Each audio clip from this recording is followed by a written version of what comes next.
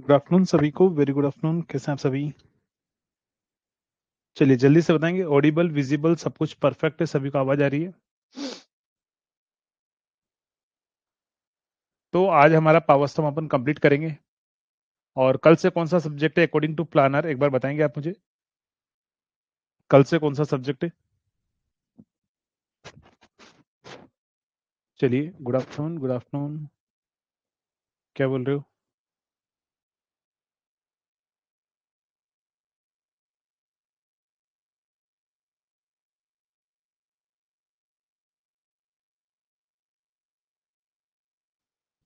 नहीं, मैं एडिटर नहीं हुआ है, अपन ने एडिटर हायर किया अपन ने।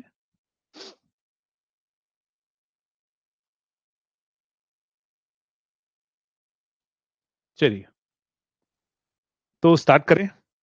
लास्ट क्लास में अपन कहाँ तक पढ़ चुके थे, एक बार आप मुझे बताएंगे कि कहाँ तक हमारा कंप्लीट हो चुका था लास्ट सेशन के अंदर? एक बार मैं चेक कर लेता हूँ, देन उसके बाद में अपन आगे बढ़ते हैं।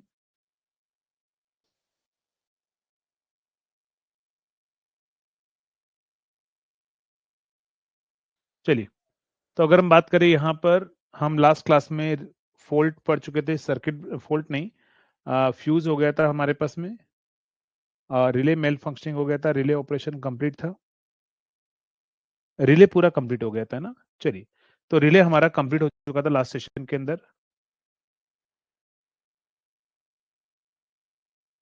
तो अब हम स्टार्ट करते हैं। रिले के बाद में आएगा हमारे पास,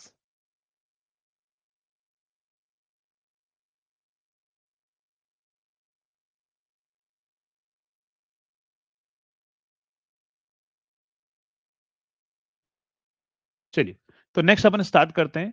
हेडिंग लिखना फॉल्ट एनालिसिस। फॉल्ट एनालिसिस से पहले अपन बात करते हैं किसके बारे में? पर यूनिट सिस्टम के बारे में। Per unit system, per unit system के बारे में हम बात करते हैं। पर यूनिट सिस्टम के बारे में हम बात करें, यूटिलाइजेशन करना नेक्स्ट अकॉर्डिंग टू प्लानर अपन चलेंगे ना, क्योंकि फिर बाद में थोड़ा सा रिप्लाई करना भारी पड़ जाता है सभी के लिए। प्लानर के अकॉर्डिंग कौन सा सब्जेक्ट है बस आप मुझे बता दो, वो सब्जेक्ट अपना स्टार्ट होगा। कोई फर्क नहीं पड़ेगा, 5 दिन बाद यूटिलाइजेशन पढ़ो या 5 दिन पहले यूटिलाइजेशन पढ़ो, उससे कोई बहुत ज्यादा फर्क नहीं पड़ने वाला। प्लानर के अकॉर्डिंग कौन सा सब्जेक्ट है? इंसुलेटर हो जाएगा, आज हो जाएगा ना। एक बार फिर से रिज्वाइन करो प्रमोद, इको नहीं आएगा आपके पास में। प्लानर के अकॉर्डिंग कौन सा सब्जेक्ट है? जल्दी से बताओ।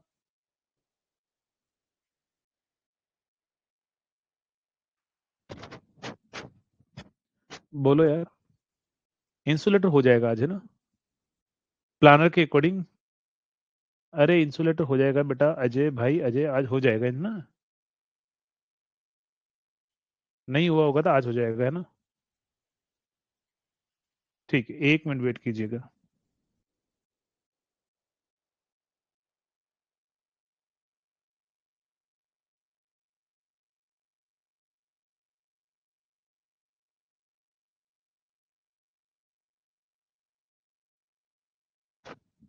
चलिए, तो अपन स्टार्ट करते हैं ना।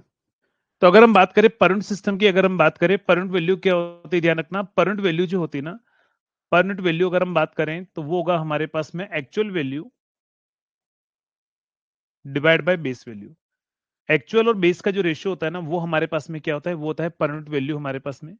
नेक्स्ट पॉइंट अगर हम बात करें, तो अगर आपको कभी भी ध्यान रखना, आर परंट अगर आपसे कभी निकालना हो ना, तो आप क्या करोगे? R in actual divide by Z base करोगे। जब भी आपको कभी भी आर पर यूनिट हो या फिर एक्स पर यूनिट हो, तो वो X in ohm divide by Z base हमारे पास में होगा। चाहे वो जेड पर यूनिट भी खुद ना क्यों ना हो, तो वो Z in ohm divide by क्या होगा? बेस हमारे पास में रहेगा। तो तीनों ही वैल्यू में हमें क्या करना है? हमेशा ध्यान रखना, हमें हमेशा जो है वो क्या करना होगा? हमें जेड बेस जो है उसका हमें डिवाइड करना पड़ेगा। क्या करना होगा? हमें जेड बेस जो है उसका हमें क्या करना होगा? डिवाइड हमें करना होगा। या फिर इसी को आप ऐसा भी बोल सकते हो, पर यूनिट रजिस्टिव ड्रॉप बोल सकते हो। इसी को क्या बोल सकते हो? पर यूनिट रजिस्टिव ड्रॉप भी आप इसी को बोल सकते हैं। इसको आप बोल सकते हो पर यूनिट रिएक्टिव ड्रॉप। क्या होगा? रिएक्टिव ड्रॉप आप बोल सकते हो इसी को। या इसी को आप बोल सकते हो पर यूनिट इंपिडेंस ड्रॉप। क्या बोलोगे? Per unit impedance drop, impedance drop आप बोल सकते हो।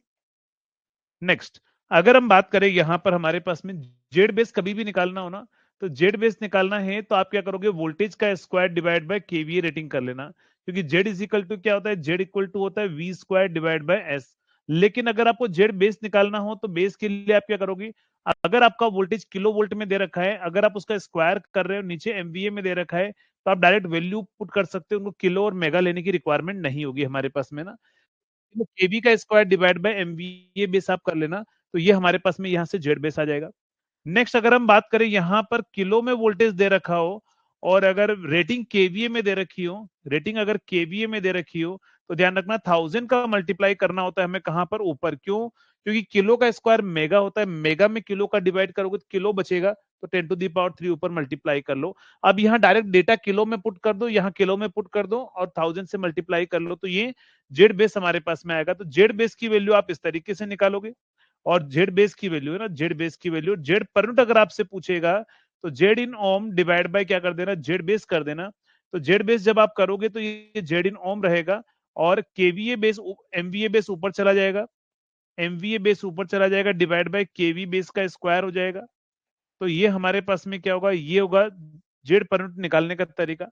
अगर मान लो आपके पास में जेड तो ओम में है, लेकिन अगर ये केवीए में है और नीचे वोल्टेज किलो में है, तो फिर नीचे आप 1000 से मल्टीप्लाई करना, तब जाकर ये क्या होगा, हमारे पास पर यूनिट में वैल्यू आएगी। तो दो फॉर्मूला लिख सकते हो आप, केवी बेस का स्क्वायर है ना, केवी बेस का स्क्वायर।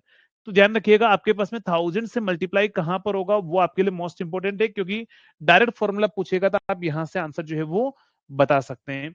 नेक्स्ट, एक तो इस तरह का क्वेश्चन पूछेगा, नहीं तो आपको ऐसा क्वेश्चन पूछा जाएगा कि जेड पर यूनिट ओल्ड आपको दिया जाएगा, जेड पर यूनिट न्यू आपसे पूछेगा। तो जेड पर यूनिट न्यू जो होता है वो जेड इन ओम, क्या होगा, Z in ohm divide by क्या होगा, MVA base new, MVA base new divide by क्या होगा हमारे पास में, एमवीए बेस ओल्ड, या केवी में भी चल सकता है, कोई दिक्कत नहीं, दोनों सेम सेम में होना चाहिए बस ओनली।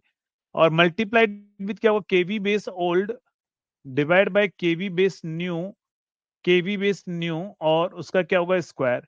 ध्यान रखना ये भी जेड पर यूनिट निकालने का ही फॉर्मूला है, और ये भी जेड पर यूनिट निकालने का ही फॉर्मूला है। दोनों ही फॉर्मूले जो है वो जेड पर यूनिट के ही फॉर्मूले हैं। बस डिपेंड करता है कि यहाँ पर डेटा आपको ओम में दे रखा है तो ये यूज करना है।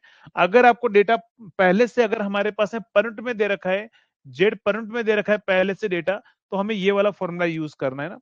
तो ध्यान रखिएगा एग्जाम में आपको किस में दे रखा है, पर यूनिट में डेटा दे रखा है या फिर ओम में दे रखा है, उसके अकॉर्डिंग अपना फॉर्मूला यूज कीजिएगा। एक और इंटरेस्टिंग बात यह है कि ट्रांसफॉर्मर का पर यूनिट इंपेडेंस दोनों साइड में रेफर करें तो क्या होता है, सेम रहता है। तो यहां लिख देना per unit impedance, per unit impedance refer to both side of transformer, both side of transformer, both side of transformer will remain same. क्या होगा हमारे पास में, विल रिमेन सेम। चलिए, तो परंट इंपेडेंस क्या होगा, अगर हम दोनों साइड में अगर रेफर करें तो क्या रहेगा हमारे पास में, हमेशा जो है वो सेम रहेगा, उसमें कोई भी चेंजेस नहीं होगा। तो जैसे आपको एग्जामिनर ऐसा क्वेश्चन पूछ ले कि an alternator his per unit of, per unit impedance of 0.8 ohm when, या 800 MVA कोमा 20 kV, आपसे बोल दिया जाएगा फाइंड पर unit impedance, per unit impedance कहां पर, ध्यान रखना 200 MVA कोमा 10 kV। बताओ क्या आंसर आएगा, इस पर क्या आंसर आएगा, 200 MVA और 10 kV पर यूनिट इंपेडेंस कितना होगा। तो ऐसा क्वेश्चन आपको एग्जामिनर पूछ सकता है, बताओ क्या आंसर आएगा।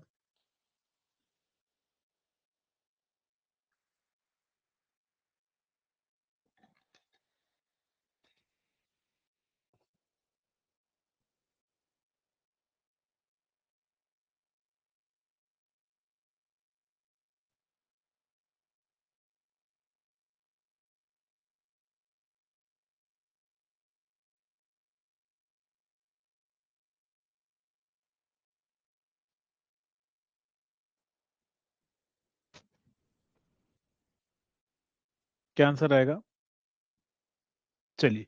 तो अगर हम बात करें, अगर हमारे पास में ऐसा क्वेश्चन पूछ ले, तो क्या आंसर आएगा? तो मुझे जेड पर यूनिट न्यू निकालना है। जेड पर यूनिट न्यू निकालना है, तो वो क्या हो जाएगा हमारे पास में? जेड पर यूनिट ओल्ड कितना है? 0.8 है। एमवीए कितना है? 200 है डिवाइड बाय 20 है, सॉरी 100 है, ओल्ड वाला 100 है। नेक्स्ट हमारे पास में क्या होगा? मल्टीप्लाइड विद पुराना वोल्टेज 20 है, नया वोल्टेज 10 है, तो हमारे पास में क्या होगा? स्क्वायर कर देना। तो ये वैल्यू कितनी आएगी? ये आएगी 2, और ये आएगा 2 का स्क्वायर कितना होगा? 4, 4 इंटू 10, 8 कितना होगा? 0.8 इंटू 8 कितना आएगा? 6.4 पर यूनिट। क्या आंसर आएगा? 6.4 पर यूनिट। चलिए, करेक्ट आंसर है। तो इस टाइप का क्वेश्चन आप कर लोगे। एक और ध्यान रखिएगा, advantage of per unit system क्या होता है? कैलकुलेशन सिंपल होती है हमारे पास में, और ट्रांसफॉर्मर जो डिसकंटिन्यूटी ऑफर करता है, तो वो हमारे पास में क्या होती है? हम अवॉइड कर सकते हैं ना पर यूनिट सिस्टम के अंदर। नेक्स्ट होगा हमारे पास में, आपसे बोल दिया जाएगा per unit reactance diagram representation, per unit impedance diagram, per unit क्या होगा हमारे पास में? Impedance diagram representation, diagram representation. Per unit impedance diagram representation में अगर हम बात करें, तो हमारे पास में क्या होगा? जैसे मानकर चलिए कि अगर कोई भी अल्टरनेटर होता है ना, कोई भी अल्टरनेटर अगर होगा, आगे क्या होगा हमारे पास में? ट्रांसफॉर्मर होगा। नेक्स्ट हमारे पास में क्या आएगा? ट्रांसमिशन लाइन होगा। और इस नेक्स्ट क्या होगा हमारे पास? ट्रांसफॉर्मर होगा, और इधर मोटर होगा, मोटर हमारे पास में होगी। इस तरह का हमारे पास सिंगल लाइन डायग्राम है। तो हम क्या करेंगे? ये जो अल्टरनेटर है ना, उसको हम रिप्लेस करेंगे रिएक्टेंस विद वोल्टेज सोर्स से। अल्टरनेटर को, ट्रांसफॉर्मर को रिएक्टेंस, ट्रांसमिशन लाइन को रिएक्टेंस, ध्यान रखना इंपीडेंस डायग्राम की बात कर रहा हूं ना, इसको इंपीडेंस बनाओ, रिएक्टेंस भी मत बनाओ। चलिए, इंपीडेंस बनाओ, इंपीडेंस विद वोल्टेज सोर्स। ये जो ट्रांसफॉर्मर है, इसको भी अपन इंपीडेंस बनाएंगे। ट्रांसमिशन लाइन को अपन क्या बनाएंगे? ध्यान रखिएगा, इंपीडेंस नॉमिनल पाई से अपन रिप्रेजेंटेशन करेंगे इसको। ये ट्रांसमिशन लाइन का रिप्रेजेंटेशन है नॉमिनल पाई से। ये ट्रांसफॉर्मर हमारे पास में इंपीडेंस से, मोटर हमारे पास में क्या होगी? इंपीडेंस से, और विद सोर्स हमारे पास में। तो ये हमारे पास में क्या होगा? ये होगा जनरेटर, ये होगा ट्रांसफॉर्मर, ये होगा ट्रांसमिशन लाइन। ट्रांसमिशन लाइन ध्यान रखिएगा, per unit impedance diagram representation में ट्रांसमिशन लाइन को नॉमिनल पाई से रिप्रेजेंट किया जाता है। ये ट्रांसफॉर्मर हो जाएगा हमारे पास में फिर से, और ये हमारे पास मोटर हो जाएगी ना, मोटर। तो ये रिप्रेजेंटेशन होगा। अच्छा, आप में से अगर मान लो कोई पिछली बार जो मैंने आपको फोल्ट या पावर सिस्टम पढ़ाया था, अगर वो पढ़े हैं, और अगर आप एई लेवल के एग्जाम को टारगेट कर रहे हैं, तो इस बार जो मैंने पावर सिस्टम पढ़ाया ना कॉम्बो में, उसको एक बार फिर से पढ़ना, फोल्ट वाले चैप्टर को, लोड फ्लो को, क्योंकि इस बार मैंने काफी डीप में पढ़ाया आपको, है ना। स्टेबिलिटी अभी हम पढ़ेंगे उसमें, बट वो जेई में आता नहीं, एई में आता है, तो उसको भी मैं पढ़ा दूंगा इसी वीक के अंदर, एक दिन क्लास लेकर। तो आप उसको जरूर पढ़ना अगर आप एई एग्जाम को टारगेट कर रहे हैं, क्योंकि इस बार हमने फोल्ट बहुत डीप में पढ़ा है चीजों को, है ना, जो भी रिसेंट चल रहा है पावर सिस्टम उसमें, है ना। नेक्स्ट, परंट इंपेडेंस डायग्राम रिप्रेजेंटेशन हमारे पास में है। नेक्स्ट होगा परंट इंपेडेंस की जगह वो बोल देगा रिएक्टेंस डायग्राम बनाओ। इंपेडेंस की जगह क्या बोल देगा वो? रिएक्टेंस डायग्राम रिप्रेजेंटेशन बनाओ। तो रिएक्टेंस डायग्राम में बस यहाँ चेंज ही आएगा कि यहां पर हम रिएक्टेंस बनाएंगे ओनली, यहां पर भी हम ओनली रिएक्टेंस बनाएंगे, और यहां पर भी हम क्या करेंगे? ओनली रिएक्टेंस बनाएंगे। यहां पर भी क्या करेंगे? ओनली रिएक्टेंस और रिएक्टेंस, सिर्फ ओनली रिएक्टेंस से रिप्रेजेंटेशन होगा, बाकी कोई चेंजेस नहीं रहेगा। सिर्फ अल्टरनेटर को वोल्टेज सोर्स और रिएक्टेंस बनाएंगे, बाकी सारी चीजें जो है वो रिएक्टेंस डायग्राम ही रिप्रेजेंटेशन किया जाता है ना। नेक्स्ट, अगर अपन ये बना सकते हैं ना, और ये सारी चीजें कहां पर बनाई जाती है? कॉमन बेस पर। लेकिन एसएससी जेई में उतना डीप में नहीं आएगा कॉमन बेस पर कभी चीजों को बनाने के लिए। हाँ, एसएससी जेई में कैसे क्वेश्चन पूछेगा, क्योंकि अभी अपन एसएससी जेई के अकॉर्डिंग पढ़ रहे हैं क्रैश कोर्स में, तो आपको जो है वो ये चीजें और इससे डीप में नहीं जाएगा, और अगर चला गया तो क्वेश्चन नहीं कर पाओगे, कॉमन बेस पर आप नहीं ला पाओगे। कॉमन बेस पर वाले क्वेश्चन जो आपको स्टेट जेई के अंदर, या फिर आपके पास में ए लेवल एग्जाम के अंदर जो आपको पूछा जाएगा ना, एसएससी में नहीं पूछेगा कभी भी आपको। हाँ, एसएससी में ऐसा क्वेश्चन पूछेगा, किसके बारे में? फोल्ट के बारे में। किसके बारे में पूछेगा? ध्यान रखना, टाइप्स ऑफ फोल्ट के बारे में, टाइप्स ऑफ फोल्ट के बारे में। अगर मैं फोल्ट के बारे में अगर मैं बात करूं, तो आपसे पूछेगा कितने टाइप के फोल्ट होते हैं? दो होते हैं। पहला होता है symmetrical fault, symmetrical fault, and दूसरा हमारे पास में क्या होता है? Unsymmetrical fault. Unsymmetrical fault. Unsymmetrical fault. अगर मैं सिमेट्रिकल फॉल्ट की अगर मैं बात करूं, ध्यान रखिएगा, अगर मैं सिमेट्रिकल फॉल्ट की बात करूं, अगर मैं सिमेट्रिकल फॉल्ट की अगर मैं बात करूं, तो सिमेट्रिकल फॉल्ट क्या होता है? ए fault involving all the three phase. अगर कोई भी फॉल्ट आता है और सिस्टम में तीनों फेज में फॉल्ट आते हैं ना, जैसे मानकर चलिए कि ये तीनों फेज हैं, ये तीन फेज हैं आर वाई बी, अगर तीनों में फॉल्ट आता है तो ये सिमेट्रिकल फॉल्ट है। क्या होगा हमारे पास में? Three phase fault. Three phase fold जो होता है वो हमारे पास में सिमेट्रिकल फोल्ड हमारे पास में रहता है। अगर मैं बात करूं यहां पर ऐसा भी हो जाए कि ये तीन फेज है, ये तीन फेज है और ये ग्राउंड है हमारे पास में, तो ये हमारे पास में क्या होगा? अनसिमेट्रिकल फोल्ड होगा। अनसिमेट्रिकल क्या फोल्ड क्या होता है हमारे पास में? तो यहां पर इसको अपन बोलते हैं ट्रिपल लाइन फोल्ड, इसको अपन बोलते हैं triple line to ground fault, triple LG fault. तो ये हमारे पास में सिमेट्रिकल फोल्ट की कैटेगरी में आएंगे। अनसिमेट्रिकल फोल्ट में क्या, ये तीन फेज है, इनमें से एक ग्राउंड हो गया, या ये तीन फेज है, इनमें से दो फेज में फोल्ट हो गया, ये तीन फेज है, इनमें से क्या हो जाए हमारे पास में? दो फेज में फोल्ट होगा, ग्राउंड के साथ फोल्ट हो जाए। तो ये हमारे पास में ध्यान रखना single line to ground fault है, ये लाइन टू लाइन फोल्ट है, और ये double line to ground fault है। तो एलएलजी फोल्ट है। ये तीनों फोल्ट क्या होते हैं हमारे पास में? ये होते हैं अनसिमेट्रिकल फोल्ट हमारे पास में होते हैं। अनसिमेट्रिकल फोल्ट ध्यान रखिएगा, ये सारे शंट फोल्ट होते हैं, सीरीज फोल्ट नहीं होते हैं। क्या होते हैं? ये सारे शंट फोल्ट होते हैं। सीरीज फोल्ट क्या होता है? सीरीज फोल्ट की अगर मैं बात करूं, ये तीन लाइन है हमारे पास में, ये इनके फ्यूज है, ये इनके फ्यूज है। अगर मान लो एक लाइन में यहां पर क्या हो जाए, ये जो फ्यूज है ओपन हो जाए, अगर मान लो ये फ्यूज अगर ओपन हो गया तो ये क्या कहलाएगा? ये होगा हमारे पास में series fault. Series fault. Open circuit fault को अपन क्या बोलते हैं? ध्यान रखना, सीरीज फोल्ट बोलते हैं। क्या बोलते हैं अपन? ओपन सर्किट फोल्ट को सीरीज फोल्ट बोला जाता है। सीरीज फोल्ट ही हमारा क्या होता है? ओपन सर्किट फोल्ट हमारे पास में रहता है। क्या रहता है? ओपन सर्किट फोल्ट हमारे पास में रहता है। चलिए, तो सीरीज फोल्ट जो होगा वो हमारे पास में क्या आएगा? ओपन सर्किट फोल्ट हमारे पास में रहेगा। नेक्स्ट, नेक्स्ट, अगर हम बात करें इसके अंदर आगे बढ़ते हैं, पहले बात करते हैं सिमेट्रिकल फोल्ट के बारे में। सिमेट्रिकल फोल्ट क्या होता है? सिमेट्रिकल फोल्ट के बारे में अगर हम बात करें, पहले इनके बारे में कुछ इंपॉर्टेंट पॉइंट लिख देते हैं। सबसे आपसे बोलेगा मोस्ट सीवियर फोल्ट कौन सा है, आपसे बोलेगा मोस्ट सीवियर फोल्ट कौन सा है, तो हमारे पास में सिमेट्रिकल फोल्ट है। कौन सा है हमारे पास है? Most severe fault. Most severe fault तो कौन सा होगा हमारे पास में? Three phase fault. Three phase fault is most severe fault हमारे पास में। अगर मुझे बोल दिया जाए कि बताओ most severe fault, most severe fault, most severe fault when, क्या होगा हमारे पास में? Fault occurs on generator terminal. Fault occurs on generator terminal. Generator terminal. Fault occurs on generator terminal. अगर जनरेटर के टर्मिनल पर फोल्ट आता है तो वो हमारे पास में क्या होगा?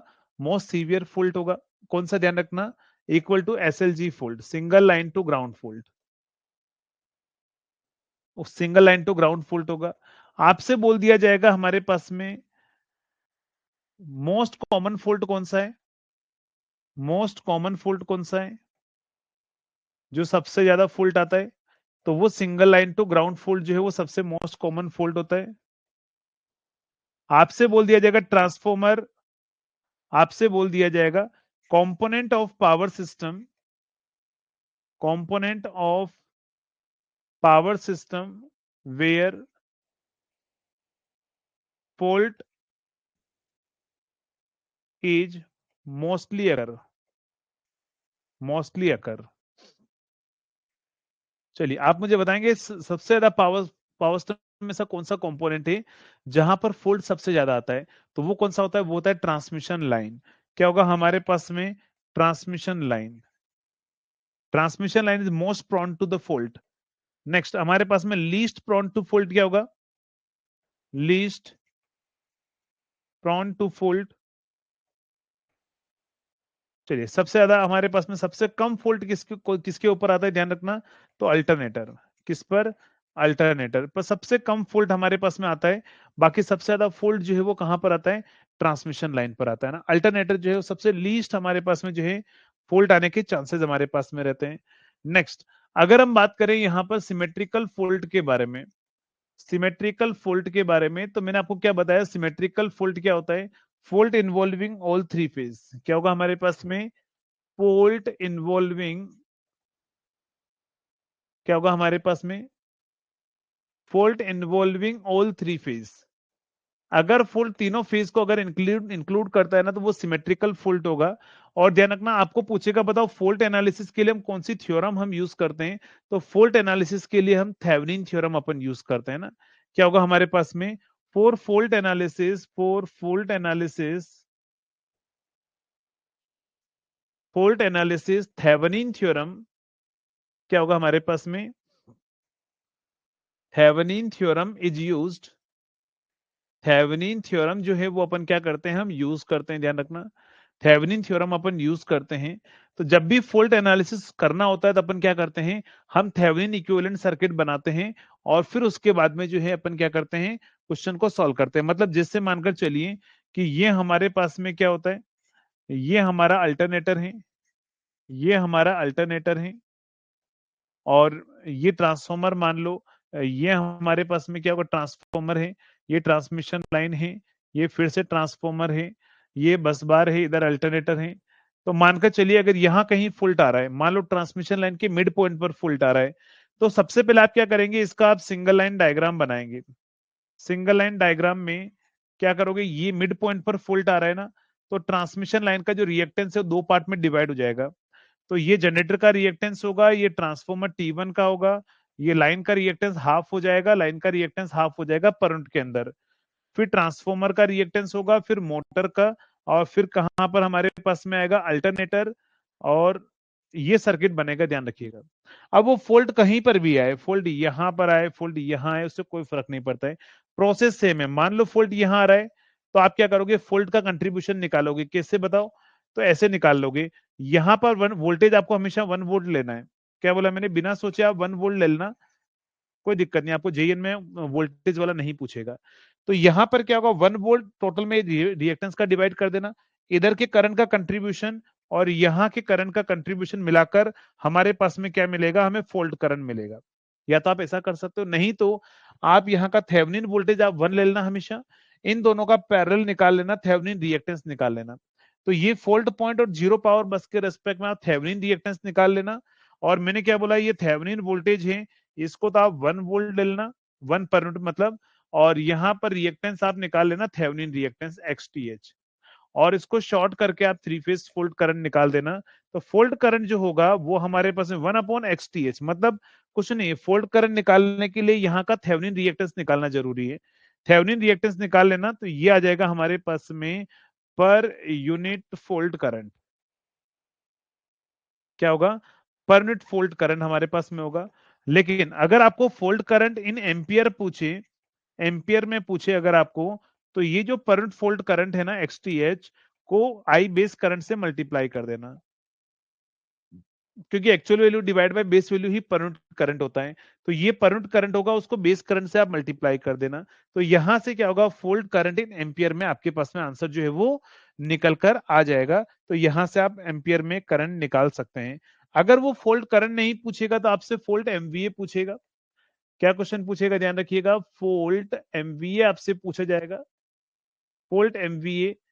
अगर फोल्ट एमवीए आपसे पूछ ले तो भी क्या करना है? 1/XTH ही करना है पर यूनिट के अंदर, तो पर यूनिट में सेम रहेगा, ज्यादा सोचना नहीं है। अगर आपको फोल्ट फोल्ट एमवीए या इसी की जगह फोल्ट लेवल भी पूछ सकता है, ध्यान रखना, फोल्ट लेवल भी पूछ सकता है, या इसी की जगह आपको रेटिंग ऑफ सर्किट ब्रेकर भी पूछ सकता है, rating of circuit breaker, circuit breaker की जो रेटिंग है ना वो भी आपसे पूछ सकता है। तो ये 1/XTH आ रहा है। अगर आपको एमवीए के अंदर पूछ लेना तो 1/XTH को एस बेस से मल्टीप्लाई कर लेना। तो फोल्ट पावर इन एमवीए आपको बोल दिया जाएगा, फोल्ट पावर भी बोल सकता है इसी को। फोल्ट पावर किसके अंदर? एमवीए के अंदर अगर मैं पूछ रहा हूं तो आप 1/XTH को आप किस में मल्टीप्लाई कर देना? बेस पावर से मल्टीप्लाई जरूर करना, तब जाकर आपका फोल्ट पावर एमवीए के अंदर जो है वो निकल कर आएगा। अब इसके ऊपर क्वेश्चन जो आपको जेई लेवल पर पूछने के चांसेस है क्वेश्चन के, तो जेई लेवल पर जो क्वेश्चन पूछेगा ना आपको, वो आपको इस तरह क्वेश्चन पूछेगा। फॉर एग्जांपल आपसे बोल दिया जाएगा N A 100 MVA 20 kV alternator has percentage impedance of या percentage reactance of 20%, कहां पर 20% if a three phase fault occurs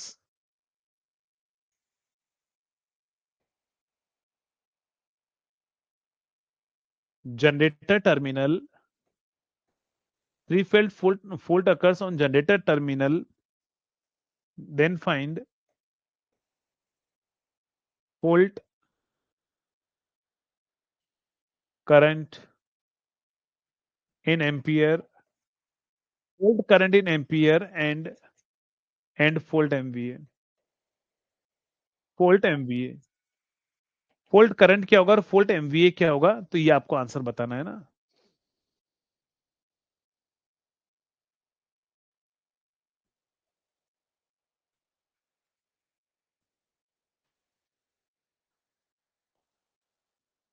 चलिए बताएंगे क्या आंसर होगा, इसका आंसर बताओ जल्दी से।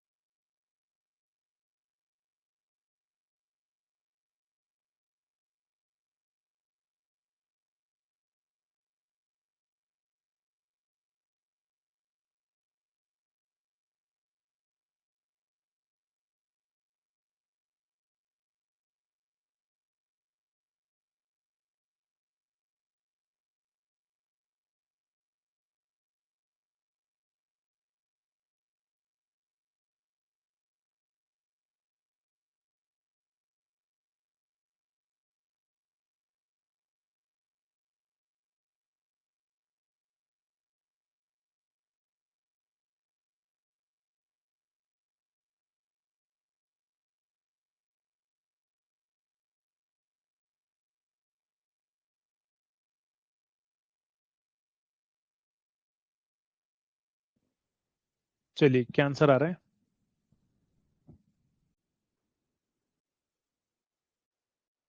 चलिए समझना।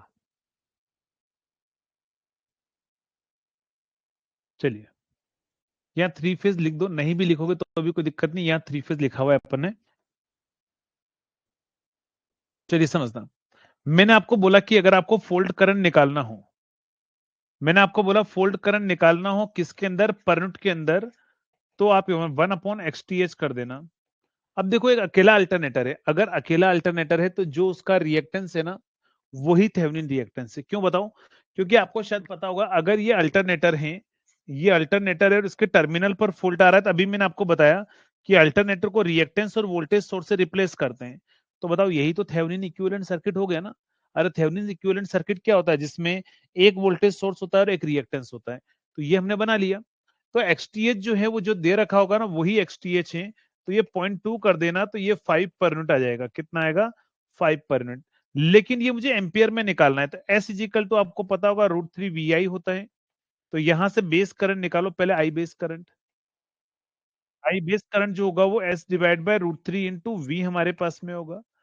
एस कितना है हमारे पास में, एस है वो 100 MVA है, 100 MVA है, डिवाइड बाय 100 इंटू 1000 और करना, क्योंकि नीचे का डेटा किस में है, किलो में है, 20 किलो में है।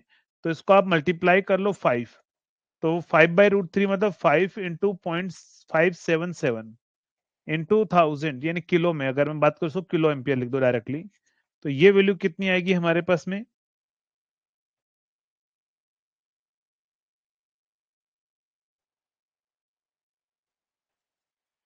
तो ये आ जाएगा 2.88, है ना? कितना आएगा? 2 पॉइंट हमारे पास में 885। ये करंट आ रहा होगा बेस करंट, लेकिन ध्यान रखना मुझे आईएफ करंट पूछा हुआ है किसके अंदर? इन एम्पियर के अंदर। अगर एम्पियर में निकालना है तो 5 पर यूनिट को आपको मल्टीप्लाई करना पड़ेगा 2.885 से। तो यहां से कितना आएगा?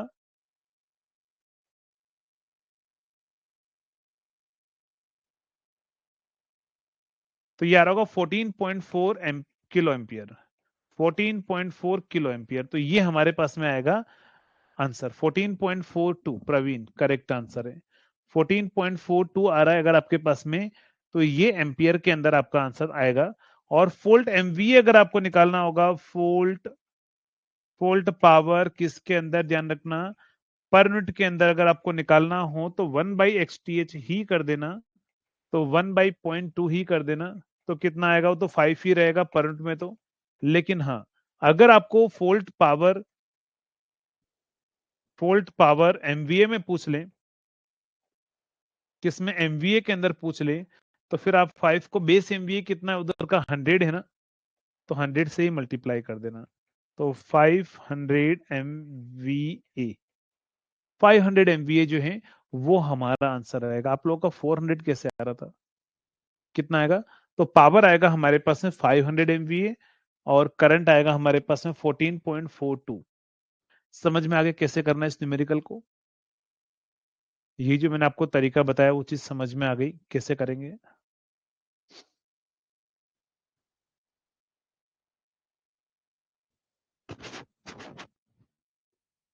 कंप्लीट। देखो एक ऐसा क्वेश्चन आपको बता देगा, एक ऐसा क्वेश्चन भी बना देगा। क्वेश्चन यही देगा, क्वेश्चन यही देगा, देखो चेंज क्या करेगा। वो आपको बोलेगा कि 3 फेज इतने बाय इतने का अल्टरनेटर है, इतना रिएक्टेंस है, तो उससे आप क्या करोगे? यहां से फोल्ट करंट निकाल लोगे, ठीक है? फिर वो आपसे बोलेगा कि if you want to limit the fault current up to 2 per unit, क्या बोलेगा? अगर हम इस फोल्ट करंट को 2 पर यूनिट तक लिमिट करना चाहते हैं, तो how much reactance to be added in the circuit? Question समझ में आया क्या बोला मैंने? क्या बोला, समझ में आ गया? ये रिएक्टेंस, ये जो 5 पर यूनिट फोल्ट करंट आ रहा है ना, इसको 2 पर यूनिट तक लिमिट करना है, तो कितना रिएक्टेंस कनेक्ट करना पड़ेगा? बता सकते हो आप मुझे आंसर उसका? क्या आंसर होगा अगर ऐसा क्वेश्चन आपसे पूछ ले तो? फोल्ट करंट इतना हो रहा है, रिएक्टेंस ये सब कुछ देगा, यहां तक सेम देगा, यहां तक सेम देगा। फिर आपसे बोल दिया जाएगा if you want to limit the fault current to up to 2, मतलब 2 per unit, then how much extra reactance is connected in the circuit? क्या आंसर होगा? आप फोल्ट करंट को 2 पर यूनिट तक लिमिट करना चाहते हैं, तो कितना परसेंटेज रिएक्टेंस कनेक्ट करना पड़ेगा? कितना परसेंटेज या कितना पर यूनिट हमें कनेक्ट करना पड़ेगा? तो बस कुछ नहीं करना है, यहां से एक काम करना है आपको कि sir fault current inversely proportional to reactance है, ठीक है, एकदम सही बात है। तो सर हम ऐसा लिख सकते हैं क्या? फोल्ट करंट मतलब ये फोल्ट करंट है, तो हम ऐसा लिख सकते हैं IF2 divide by IF1 is equal to X1/X2। तो सर 2 पर तक फोल्ट करंट को लिमिट करना है, पहले फोल्ट करंट 5 है। सर पहले रिएक्टेंस कितना है? तो पहले रिएक्टेंस कितना है ध्यान रखिएगा, सर 0.2 पर यूनिट है रिएक्टेंस, पहले 0.2 पर यूनिट है। अब हमें 0.2 के सीरीज में extra resistance x per unit हमें पुट करना पड़ेगा, ताकि हमारा फोल्ड करंट 2 पर यूनिट तक लिमिट हो जाए। तो बस इसको क्रॉस मल्टीप्लाई कर लो, इसको इधर से कैंसिल कर लो, ये 0.1 बचेगा, इसको इधर मल्टीप्लाई कर लो, तो x पर यूनिट और 0.2 हमारे पास में इधर एडेड है, इसको इधर मल्टीप्लाई कर लो, 0.5 आ जाएगा। तो x per unit is equal to कितना आएगा? 0.5 माइनस 0.2, यानी कि कितना आंसर आएगा? 0.3 पर यूनिट रिएक्टेंस हमें एक्स्ट्रा करेक्ट करना पड़ेगा, ताकि हमारा फोल्ड करंट लिमिट हो जाए ना। तो यहीं पर पिछले वाले क्वेश्चन में अगर ऐसा बोल दे, नया एग्जांपल बनाकर, if we want to limit we want to limit fault current up to fault current up to 2 per unit. Find how much reactance to be added in circuit. How much reactance is connected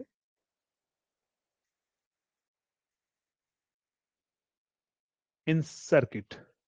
तो आपसे question ये पूछा जाता है कि बताओ series reactor हम क्यों यूज करते हैं?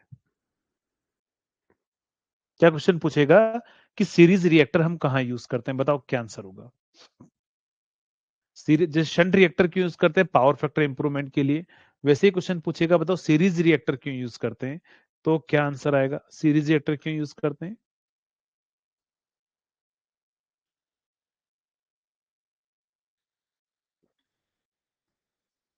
To limit the fault current, correct. तो सीरीज रिएक्टर अपन यूज करते हैं to limit the fault current. तो यहां लिखिएगा to limit the fault current, to limit the fault current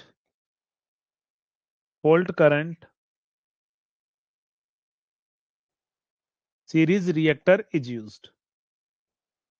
Series reactor is used. Series reactor is used. चलिए, तो हम सीरीज रिएक्टर हम यहां पर क्या करते हैं? हम यूज करते हैं ना। नेक्स्ट,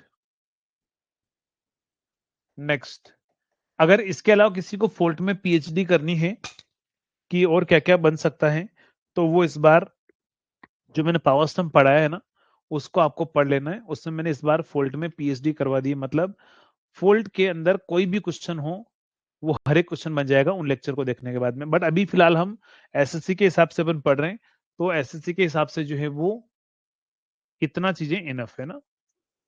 चलिए, अब हम बात करते हैं। नेक्स्ट होगा हमारे पास है method of symmetrical component. Methods of symmetrical component, symmetrical component, methods of symmetrical component. चलिए, तो सिमेट्रिकल कंपोनेंट का हमारे पास मेथड क्या, मेथड ऑफ सिमेट्रिकल कंपोनेंट क्या होता है? तो मेथड ऑफ सिमेट्रिकल कंपोनेंट में यहां पर क्या होता है, एक साइंटिस्ट हुए थे जिनका नाम क्या था? फोर्टेस्क्यू। ठीक है, क्या था नाम था उनका? फोर्टेस्क्यू। तो यहां पर क्या होगा हमारे पास में? फोर्टेस्क्यू जो है उन्होंने बताया था किसके बारे में इंफॉर्मेशन दी थी? मेथड ऑफ सिमेट्रिकल कंपोनेंट के बारे में। तो यहां लिख देना Fortescue, Fortescue gives the information about, gives the information about, gives the information about,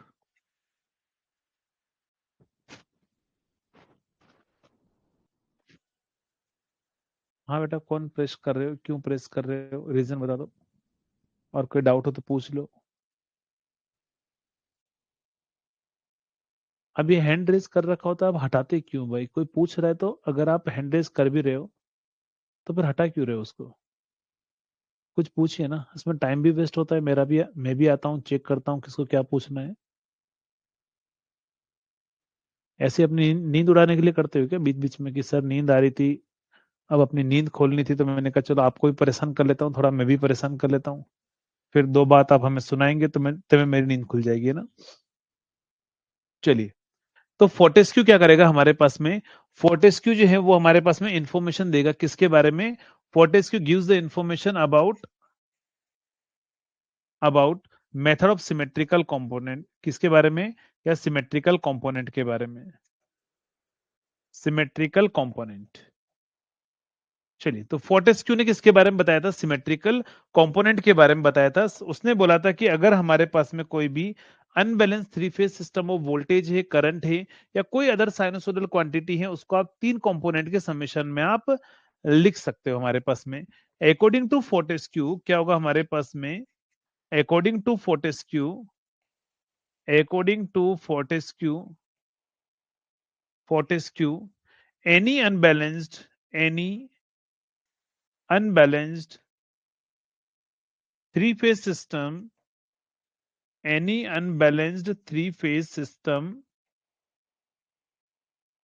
three-phase system of voltage, three-phase system of voltage,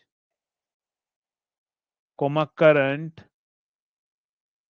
and other sinusoidal quantity, other sinusoidal quantity, other sinusoidal quantity can be resolved into three component, can be resolved into three component, into three component. चलिए हम उसको तीन component में हम क्या कर सकते हैं, हम उसको रिजॉल्व कर सकते हैं। क्या कर सकते हैं हम? तीन कंपोनेंट में हम उसे रिजॉल्व कर सकते हैं। और वो तीन कंपोनेंट कौन कौन से होंगे हमारे पास में, ध्यान रखिएगा। तो जो तीन कंपोनेंट में जो हम रिजॉल्व करेंगे, वो तीन कंपोनेंट हमारे पास में होते हैं positive, negative and zero. Positive, negative and zero sequence component. और उसी में हम रिलेशन निकालते हैं, आपको शायद पता होगा कि वी आर जो होता है, पहला मैं लिख दे रहा हूं directly, V R not plus V R one plus V R to.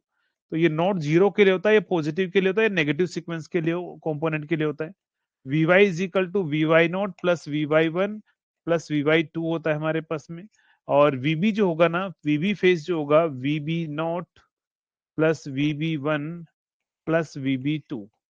लेकिन कब? जब ये ध्यान रखना, ये तीनों अनबैलेंस वोल्टेज है। जब भी कभी भी कोई भी unbalance system of voltage, current या कुछ भी हो, तो आप उसको, लेकिन साइनसोइडल क्वांटिटी होनी चाहिए, तो हम उनको तीन कंपोनेंट के समेशन में हम लिख सकते हैं ना।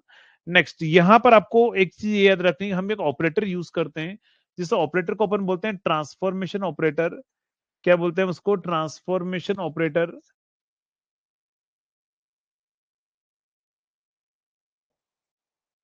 जिसमें ए की वैल्यू होती है 180 एंगल 120 डिग्री होती है, जिसकी वैल्यू -1/2 प्लस j√3/2 हमारे पास में होती है। ए स्क्वायर की वैल्यू होती है 1 एंगल 240 डिग्री होती है, जो हमारे पास में -1/2 माइनस j√3/2 होती है हमारे पास में। ए क्यूब की वैल्यू 1 होती है, ए फोर की वैल्यू ए होती है। ए फाइव की वैल्यू क्या होगी हमारे? ए फोर की वैल्यू ए क्यों क्यों होगी? ए क्यूब इंटू ए लिख सकता हूं मैं। ए क्यूब की जगह 1 कर दो तो ए फोर की वैल्यू ए होगी, 1 + a + a² 0 होगा। बेटा क्यों प्रेस कर रहे हो? कुछ समझ में नहीं आ रहा है मुझे। आज कुछ क्लास में कुछ सुबह सुबह दोस्तों के साथ में बर्थडे सेलिब्रेट कर दिए क्या? कि सर आज तो हम, पता नहीं कि हम सातवें आसमान पर हैं, तो हम तो मानेंगे नहीं, इस बटन को प्रेस करेंगे।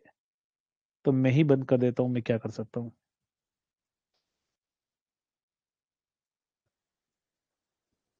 मतलब हद होती है कोई भी चीज की, है ना।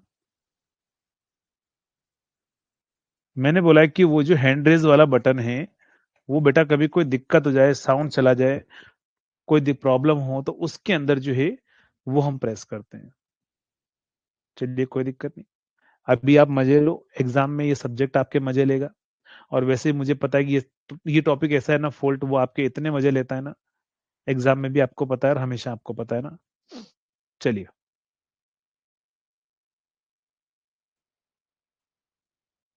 चलिए नेक्स्ट बढ़ते हैं अपन आगे। नेक्स्ट, तो ये हमारे पास में क्या होगा? ये रिलेशन आप याद रखिएगा, ये रिलेशन बहुत बार एग्जाम में पूछा हुआ है, बहुत बार एग्जाम में पूछा हुआ है। नेक्स्ट, यहाँ पर a⁴ आपको 145 पूछ लेगा आपके पास में, कि बताओ ये कितना होता है। आपको क्या करना है, जो भी पावर लिखा हो उसमें 3 का डिवाइड कर लेना है। तो यहाँ से कितना रिमाइंडर बचेगा, बस वो लिख देना है। तो यहाँ से कितना आएगा रिमाइंडर, कितना बचेगा? 1। जो रिमाइंडर की बात कर रहा हूँ ना, रिमाइंडर कितना बचेगा? 1 बचेगा। देखो, 3 को डिवाइड करोगे 4 टाइम्स में 12 आएगा, 2 बचेगा, 25 हो जाएगा। तो 3 को 8 टाइम्स में 24 हो जाएगा, तो 1 बचेगा। तो ये 1 जो बच रहा है ना, इसी को ले जाकर ए की पावर लिख देना, आंसर आ जाएगा। तो चलिए इस एग्जाम्पल का आंसर आप मुझे बता दो। आपको बोल दिया जाएगा a⁴ 4532 आपके पास में पूछ लिया जाएगा, या फिर हमारे पास में 3 4 कर दो। आपसे पूछेगा बताओ ए की पावर एक्स में ये किसके बराबर होगा? सबसे reduced form of lowest integer value कितनी होगी? बताओ क्या आंसर आएगा? लोएस्ट इंटीजर वैल्यू क्या होगी? बताएंगे आंसर?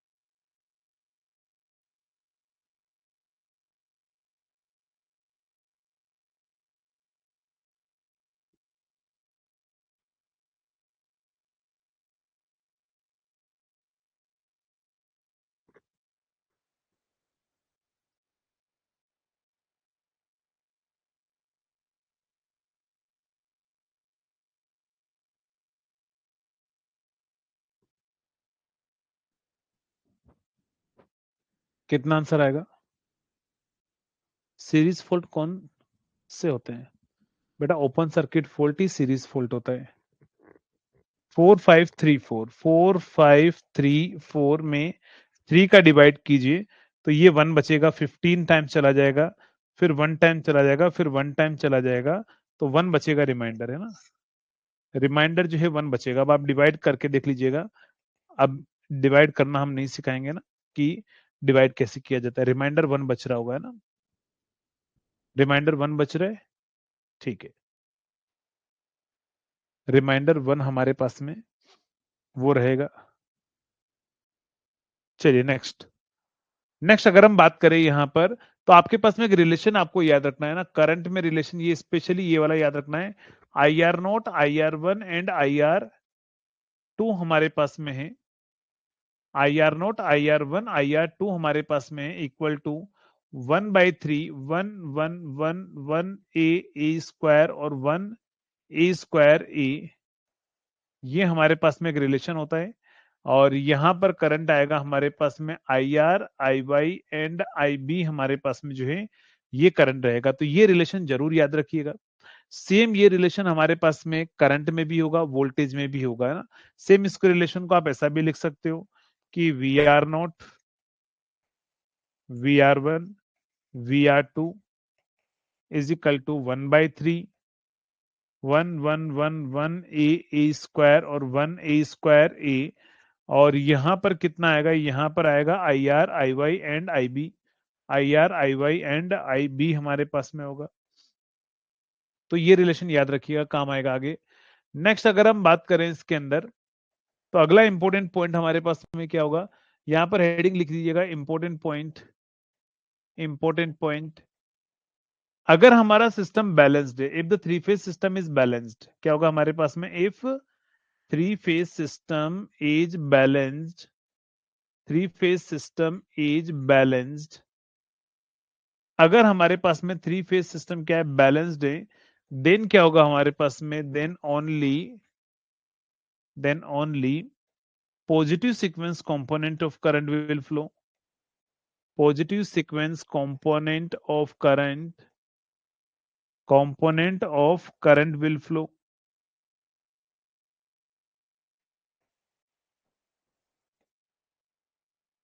नेक्स्ट, अगर हमारे पास बैलेंस सिस्टम है, ध्यान रखिएगा, अगर कभी भी कोई भी बैलेंस सिस्टम होता है ना,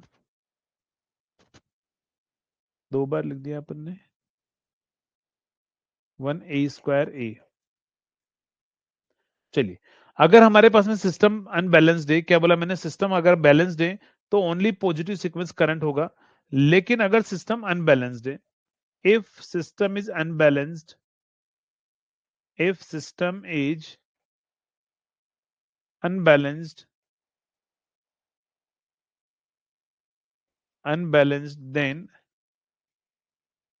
positive comma negative and zero sequence component of current flow हो सकता है। Zero sequence component of current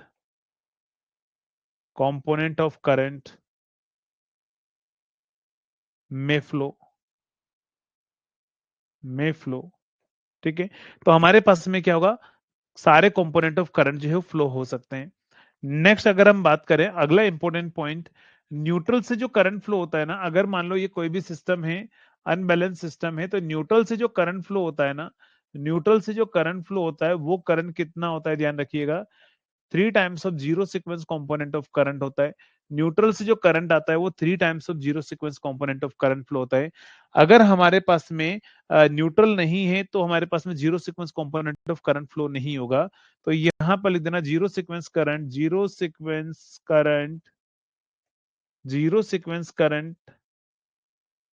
only flows through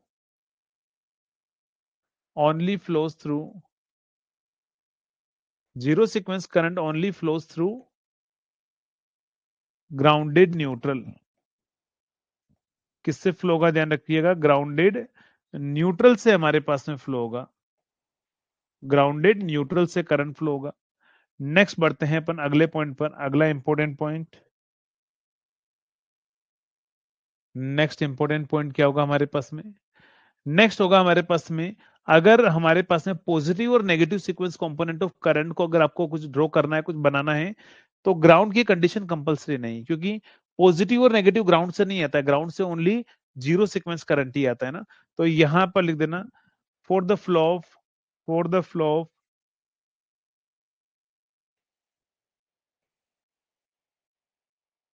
positive and negative sequence component of current, positive and negative sequence component of current, condition of neutral, condition of neutral, condition of neutral will not affect,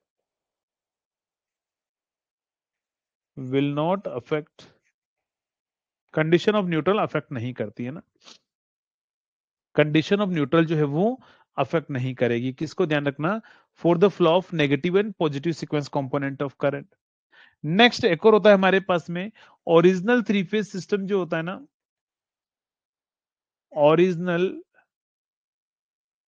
three phase system जो होता है ना, three phase line, transmission line बोल सकते हो, is mutually jointed network होता है, mutually jointed network होता है,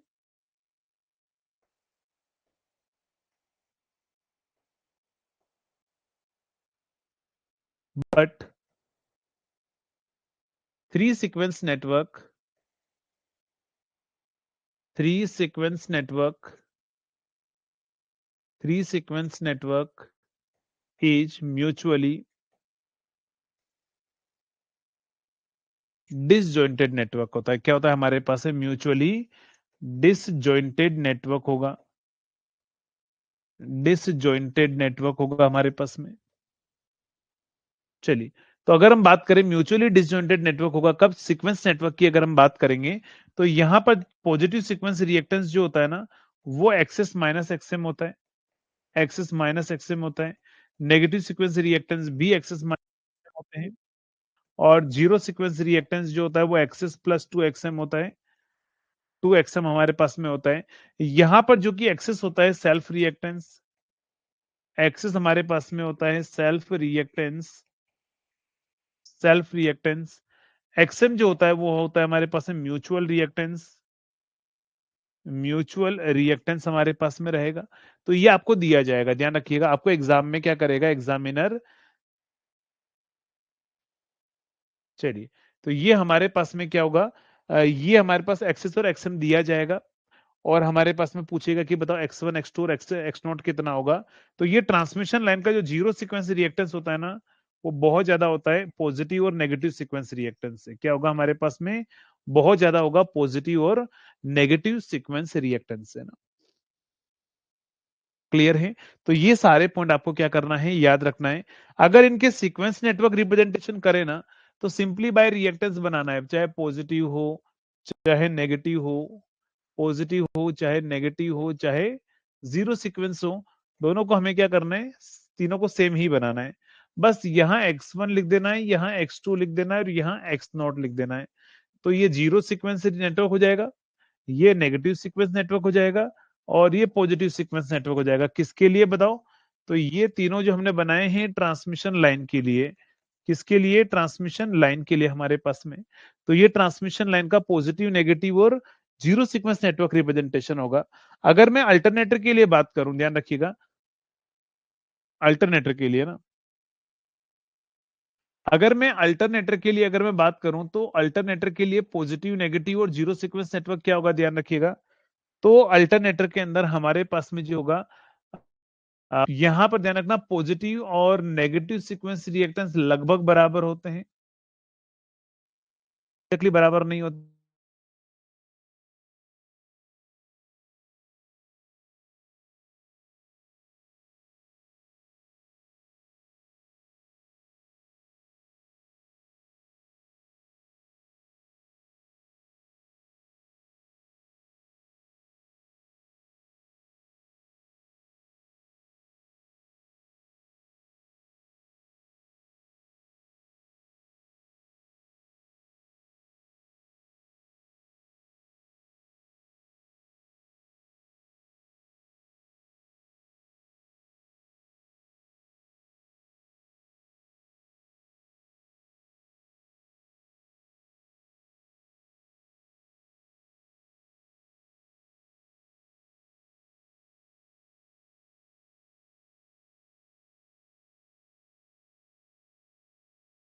अभी ये आवाज आ रही है?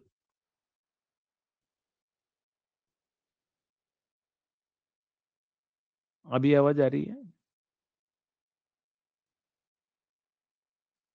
चलिए, ये तो अच्छा रहा कि मैंने देख लिया बोर्ड से। अब कितना अच्छा होता अगर मैं 15 मिनट बाद देखता तो बोर्ड की साइड में।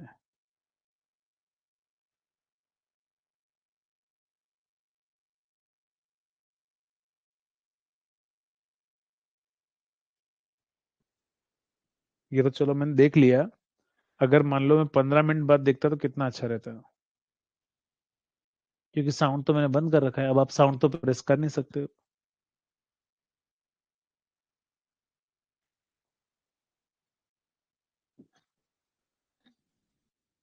फिर इसी बात पे मुझे एक कहानी याद आती है। कौन सी कहानी याद आती है? वही वाली। ठीक है। तो वो कहानी याद आती है कि एक लड़का था, बचपन में आपको बहुत सुनाई गई थी कहानी, कि एक भेड़िया चराने वाला था। मतलब वो गाय चराने वाला था। तो वो क्या करता है, गाय बकरी लेकर जो पहाड़ों में रोज जाता है। ठीक है। और वो वहां पर गांव वालों के मजे लेता है कि भेड़िया आया, है ना। गांव वाले जाते हैं वहां पर, वो बोलता है मैं तो मजाक कर रहा हूँ। फिर उसके बाद में अगले दिन फिर से वही हालत होती है कि भेड़िया आया, गांव वाले जाते हैं फिर से, वो बोलता है मजाक कर रहा हूँ। तो अगले दिन सच में भेड़िया आ जाता है, फिर गांव वाले, वो चिल्लाता भी है भेड़िया है, लेकिन गांव वाले जाते नहीं मदद करने के लिए। तो सेम आप ही के साथ में यही हुआ है कि 3-4 बार आपने प्रेस किया बिना किसी दिक्कत के, तो फिर मैंने उसको बंद कर दिया। अब दिक्कत आई तो फिर मैं नहीं देखूंगा ना, कैसे देखूंगा मैं? ठीक है, इसीलिए जब काम जरूरत पड़े ना तब उसको प्रेस किया करो। चलिए नेक्स्ट अगर हम बात करें, तो ये हमारे पास में क्या होगा, ये होगा पॉजिटिव और ये होगा नेगेटिव, और नेक्स्ट होगा हमारे पास में जीरो सीक्वेंस रिएक्टेंस। तो जीरो सीक्वेंस नेटवर्क में अगर हम बात करें यहां पर, तो हमारे पास में क्या होता है, एक्स नोट, और यहां से क्या आएगा, आई आर नोट हमारे पास में होगा। तो ये वी आर नोट हमारे पास में है। तो ये होगा हमारे पास में क्या होगा, एक्स नोट, और इसकी जगह अपन क्या लिख देते हैं, एक्स नोट प्लस, अगर हमारे पास में जो है ग्राउंडेड भी है तो 3xn हमारे पास में। ये कब बात कर रहे हैं, जब हम रिएक्टेंस ग्राउंडेड अल्टरनेटर की बात कर रहे हैं ना, तो हम बात कर रहे हैं यहाँ 3xn और आएगा। अगर सॉलिडली ग्राउंडेड होता तो हमारे पास में यहाँ 3xn नहीं आता। सॉलिडली ग्राउंडेड में हमारे पास में क्या होता, इस तरीके से शॉर्ट सर्किट रहता। बट ये ग्राउंडेड कंडीशन इसको कोई अफेक्ट नहीं करेगी, ये वैसे ही होंगे। अगर ये ध्यान रखना, रिएक्टेंस ग्राउंडेड है तो ऐसा आएगा। अगर अल्टरनेटर सॉलिडली ग्राउंडेड है तो सिर्फ ओनली ये आएगा, एक्स नॉट शॉर्ट सर्किट ऐसा। अगर अल्टरनेटर अनग्राउंडेड है तो फिर ऐसा आएगा, रिएक्टेंस ओपन सर्किट और ऐसा। तो ये ध्यान रखना, ये सॉलिडली ग्राउंडेड, ये अनग्राउंडेड, और ये रिएक्टेंस ग्राउंडेड में हमारे नोटेशन होंगे। तो जीरो सीक्वेंस नेटवर्क जो है, जीरो सीक्वेंस नेटवर्क जो है, जीरो सीक्वेंस नेटवर्क रिप्रेजेंटेशन के लिए ग्राउंडेड कंडीशन को देखना कंपलसरी है। अगर आप ग्राउंडेड को देखते हैं तो ही जीरो बना पाएंगे। पॉजिटिव नेगेटिव बनाने के लिए ग्राउंडेड कंडीशन कंपलसरी नहीं है, हो या ना हो उससे कोई फर्क नहीं पड़ेगा हमारे पास में ना। चलिए, तो नेक्स्ट अगर हम बात करें यहां पर, नेक्स्ट होगा sequence network representation of transformer. Sequence network of transformer, अगर मैं ट्रांसफॉर्मर के लिए बात करूं तो ट्रांसफॉर्मर के लिए ध्यान रखना, पॉजिटिव हो नेगेटिव हो या जीरो सीक्वेंस रिएक्टेंस हो, तीनों ही बराबर होते हैं। इसी को लीकेज रिएक्टेंस बोलते हैं। क्या बोलते हैं अपन इसको, लीकेज रिएक्टेंस। तो ट्रांसफॉर्मर में तीनों ही बराबर होते हैं, और ट्रांसफॉर्मर का ये पॉजिटिव सीक्वेंस नेटवर्क होता है और ये नेगेटिव सीक्वेंस नेटवर्क होता है, ये पॉजिटिव और ये नेगेटिव। बट हाँ, ट्रांसफॉर्मर के अंदर भी जीरो सीक्वेंस नेटवर्क बनाना है तो थोड़ा सा मेहनत करनी होती है। तो ये होगा ट्रांसफॉर्मर का जीरो सीक्वेंस नेटवर्क रिप्रेजेंटेशन। क्या होगा, ध्यान रखिएगा, zero sequence network representation X not, one one dash, two two dash. तो ये होगा, ध्यान रखना क्या बोला मैंने, जीरो सीक्वेंस नेटवर्क रिप्रेजेंटेशन। ये क्या होगा, जीरो सीक्वेंस नेटवर्क रिप्रेजेंटेशन। चलिए, तो ये हमारे पास में होगा zero sequence network representation. Zero sequence network representation क्या होगा, जीरो सीक्वेंस नेटवर्क रिप्रेजेंटेशन हमारे पास में रहेगा। तो ये हमारे पास में होगा जीरो सीक्वेंस नेटवर्क रिप्रेजेंटेशन किसका, ट्रांसफॉर्मर के लिए। अब आप मुझे बताएंगे ट्रांसफॉर्मर में ध्यान रखना, अगर हमारे पास में ये जो वन डेश क्या है, ये वन और वन डेश सीरीज स्विच है। कब? जब इसकी प्राइमरी साइड स्टार में हो और ग्राउंडेड हो तो इसको क्लोज करते हैं। अगर प्राइमरी वाइंडिंग डेल्टा हो तो पैरेलल स्विच को क्लोज करेंगे। स्टार ग्राउंडेड होगा तो इनको क्लोज करेंगे सेकेंडरी में। ये ध्यान रखना, ये साइड कौन सी है? ये प्राइमरी साइड है, प्राइमरी साइड ऑफ ट्रांसफॉर्मर। और ये जो रिप्रेजेंटेशन है ये है सेकेंडरी साइड का। किसका ध्यान रखना? सेकेंडरी साइड का है ना, सेकेंडरी साइड ऑफ ट्रांसफॉर्मर का है ना, सेकेंडरी साइड ऑफ ट्रांसफॉर्मर का हमारे पास में होगा। चलिए, तो अगर हम बात करें यहां पर, इसके अंदर अगर हम बात करें तो फॉर एग्जांपल यहां पर लिख दो, अगर आपको लिखना है तो one and one dash, one and one dash किसके लिए होगा? On primary. प्राइमरी को क्लोज करेंगे, क्लोज, ये इनको अपन क्लोज करेंगे कब? यहां पर लिख देना, one one days closed for, closed for grounded, star grounded है ना, स्टार ग्राउंडेड, स्टार में हो और ग्राउंडेड में हो। टू डेज को अपन क्लोज करेंगे किसके लिए? Delta, closed for delta. Delta के लिए हम क्या करेंगे? उसको हम क्लोज करेंगे। चलिए, तो हमारे पास में क्या होगा? एग्जाम्पल होगा, आपको बोल दिया जाएगा हमारा जो ट्रांसफॉर्मर है वो star grounded, star grounded, star grounded है। तो ध्यान रखना इसका जीरो सीक्वेंस नेटवर्क क्या होगा? तो स्टार है और ग्राउंडेड है तो सीरीज स्विच क्लोज करना है। स्टार है और ग्राउंडेड है, सीरीज स्विच क्लोज करना है। दोनों ही साइड ग्राउंडेड है तो दोनों के ही वन और वन डेश को क्लोज करना है। अगर मान लो ये स्टार होता और इधर स्टार ग्राउंडेड होता, तो इधर ग्राउंडेड नहीं है तो इसका सीरीज स्विच ओपन रहता, इधर ग्राउंडेड है तो सीरीज स्विच क्लोज रहेगा।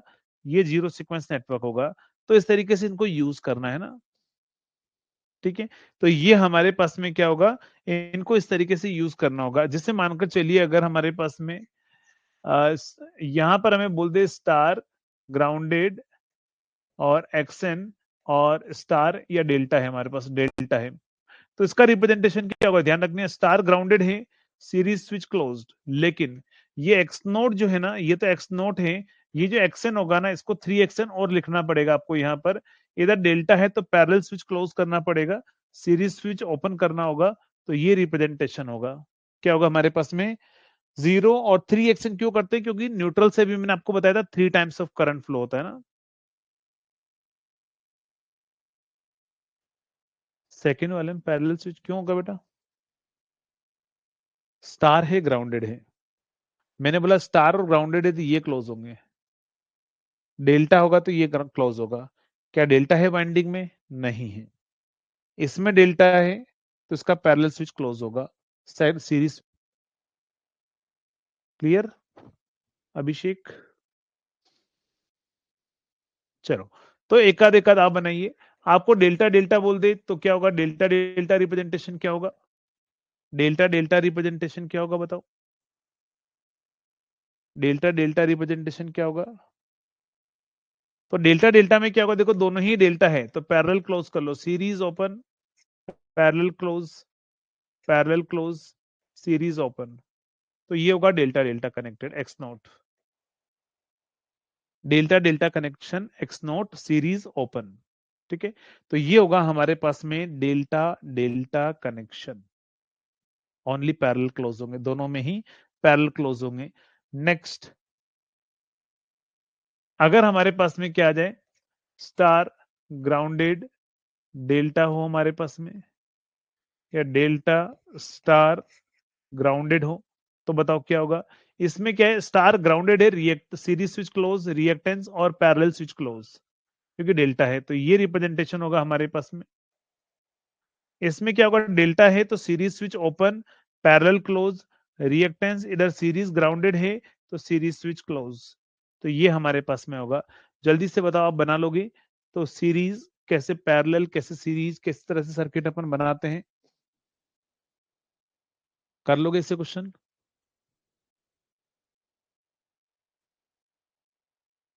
अच्छा, ये क्वेश्चन आया था जेकेएसबी के अंदर। हाँ, पूछ लेता है, ऐसे पूछता है, फिक्स है ना। इस टाइप का क्वेश्चन एग्जाम में आता ही आता है, तो ये इंपॉर्टेंट है आपके पास में पूरा, है ना, ये सारी चीजें इंपॉर्टेंट है।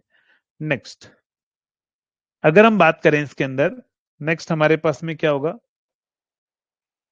तो ये था हमारे पास में पॉजिटिव, नेगेटिव और जीरो सीक्वेंस नेटवर्क रिप्रेजेंटेशन। अगर आपको आता है पॉजिटिव, नेगेटिव और जीरो सीक्वेंस नेटवर्क रिप्रेजेंटेशन, तो आप मुझे इस एग्जांपल का बनाकर बताएंगे। फॉर एग्जांपल मैं आपको दे रहा हूं, इसका जीरो सीक्वेंस बनाओ। आपसे बोल दिया जाएगा तीन अल्टरनेटर हैं, तीन अल्टरनेटर हैं, पहला अनग्राउंडेड, दूसरा सॉलिडली ग्राउंडेड और तीसरा रिएक्टेंस ग्राउंडेड एक्सन के साथ में। इनका बनाओ, क्या बनाओगे ध्यान रखना। ड्रॉ पॉजिटिव सीक्वेंस नेटवर्क, जल्दी से बताओ, बना के जल्दी से बनाएंगे और डन करेंगे।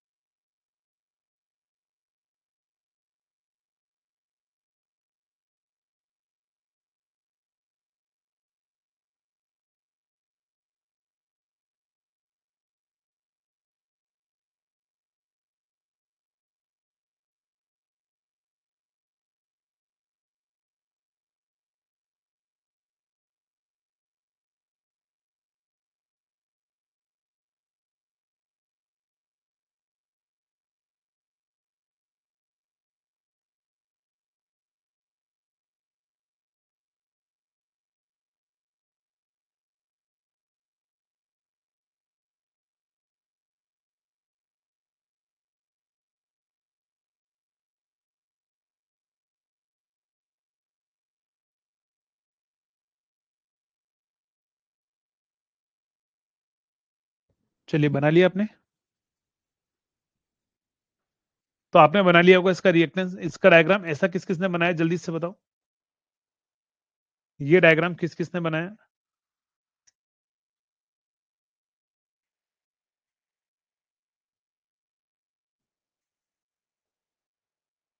चलो जल्दी से बताओ, ये डायग्राम किस किसने बनाया।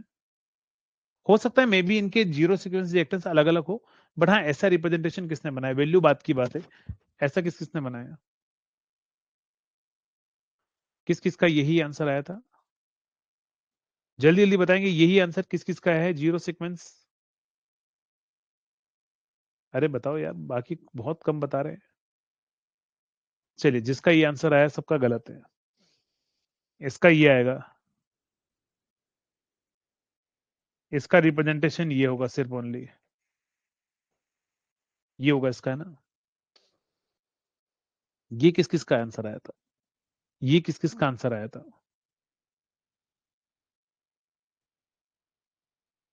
चलिए, तो जिसने ये आंसर बनाया एकदम सही आंसर है, ठीक है। तो ये आंसर क्यों सही है, क्योंकि मैंने आपसे पॉजिटिव सीक्वेंस नेटवर्क पूछा है, मैंने आपसे जीरो थोड़ी ना पूछा था। और मैंने आपको बताया था कि पॉजिटिव सीक्वेंस नेटवर्क रिप्रेजेंटेशन में हमें ग्राउंडेड कंडीशन से कोई फर्क नहीं पड़ता है कि क्या है क्या नहीं है। पॉजिटिव सीक्वेंस में सिंपल रिएक्टेंस और वोल्टेज सोर्स बना देना, सिंपल रिएक्टेंस और वोल्टेज सोर्स बना देना, सिंपल रिएक्टेंस और वोल्टेज सोर्स बना देना। समझ में आ गया। तो जिसने भी बनाया था वो वाला सर्किट, वो जीरो सीक्वेंस था, पॉजिटिव सीक्वेंस नहीं था। फिर से मैं बोल रहा हूँ, एग्जाम में ध्यान रखना, बस ऐसे ही स्केम करेगा एग्जामिनर आपके साथ में एग्जाम में। आपको लगेगा जीरो पूछा हुआ है, लेकिन क्वेश्चन में वो आपसे क्या करेगा, वो आपसे नेगेटिव पूछ लेगा ना। हाँ, जीरो सीक्वेंस पूछा होता तो ये आंसर सही था। ये किसके लिए था ध्यान रखना, जीरो सीक्वेंस रिएक्टेंस के लिए।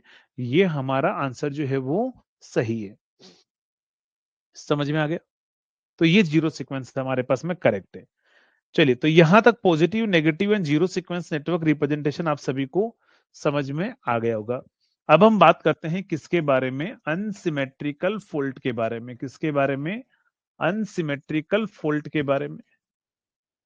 अनसिमेट्रिकल फॉल्ट के बारे में। अनसिमेट्रिकल फॉल्ट में अगर हम बात करते हैं, पहला SLG fault, single line to ground fault, क्या होगा हमारे पास में? SLG fault. Single line to ground fault हमारे पास में क्या होगा? तो single line to ground fault में क्या होता है? तो single line to ground fault के अंदर, ये ध्यान रखना, single line to ground fault का सर्किट डायग्राम में बता रहा हूं। Single line to ground fault का ये रिप्रेजेंटेशन होगा। Single line to ground fault का ये रिप्रेजेंटेशन होगा।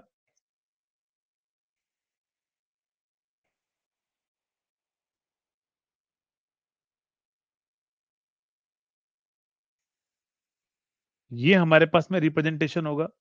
ये होता है पॉजिटिव सीक्वेंस नेटवर्क Vr1, ये होगा Vr2, और ये होगा Vr0। ठीक है, और ये कितना आ जाएगा? 3xn आ जाएगा हमारे पास में। ये ई आएगा, ये पॉजिटिव सीक्वेंस, नेगेटिव सीक्वेंस और जीरो सीक्वेंस रिएक्टेंस। यहां से पॉजिटिव सीक्वेंस करंट, यहां से नेगेटिव सीक्वेंस करंट, और ये zero sequence current IR0। Zero positive and negative sequence component of current हमारे पास में। तो ध्यान रखना, single line to ground fault में क्या होता है? तीनों सीक्वेंस नेटवर्क के, देखो ये IR0 है, IR1 है, या IR1, IR0, IR2 है, सारे जीरो है ना। इसमें क्या होगा? पहला इंपॉर्टेंट पॉइंट होगा, all three sequence network are connected in series, are connected in series, are connected in series. Next, दूसरा हमारे पास में क्या होगा? हमारे पास में यहां पर क्या होगा? IR1, IR2 एंड IR0 सारे ही बराबर होते हैं, और वही हमारे पास में क्या होता है? फोल्ड करंट डिवाइड बाय 3 होते हैं। नेक्स्ट, हमारे पास में तीनों सीक्वेंस वोल्टेज क्या होंगे हमारे पास में? यहाँ पर मतलब करंट इक्वल होंगे। तीनों सीक्वेंस करंट इक्वल होंगे, तीनों सीक्वेंस नेटवर्क सीरीज में होते हैं। और यहाँ पर जो IR1 करंट होता है वो E divide by x1 plus x2 plus x0 plus 3xf है ना। इसको xf कर देना। अगर xn और होना तो 3xn और करना पड़ेगा एक्स्ट्रा। तो यहां से फोल्ड करंट कितना होगा? तो 3 टाइम्स हो जाता है ना, तो 3 टाइम्स, इसको इधर मल्टीप्लाई कर लो, 3 टाइम्स हो जाएगा। तो वो होगा x1 plus x2 plus x0 plus 3xf। और जब अल्टरनेटर न्यूट्रल ग्राउंडेड हो तो प्लस 3xn और कर देना। अभी हम सॉलिडली ग्राउंडेड मानकर हम आंसर लिख रहे हैं यहाँ पर, है ना। तो ये 3-4 क्वेश्चन आपको पूछेगा। तीनों सीक्वेंस करंट इक्वल होते हैं, नेटवर्क सीरीज में होते हैं। IR1 पॉजिटिव सीक्वेंस का ये फॉर्मूला होता है, फोल्ड करंट 3 टाइम्स हमारे पास में हो जाता है ना।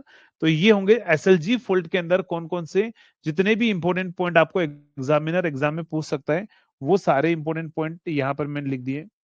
नेक्स्ट, अगर हम बात करें LL फोल्ड के बारे में, चलिए LL फोल्ड के बारे में, तो अपन 10 मिनट का ही ब्रेक लेते हैं आज, क्योंकि इसको आज खत्म करना है पावर स्टम्प को। 10 मिनट का ब्रेक लेते हैं अपन, 3:30 पर एग्जैक्टली मिलते हैं। एग्जैक्टली मैं 3:30 पर स्टार्ट कर दूंगा, और आज फोल्ड खत्म करते हैं ना। चलिए, ओके, थैंक यू।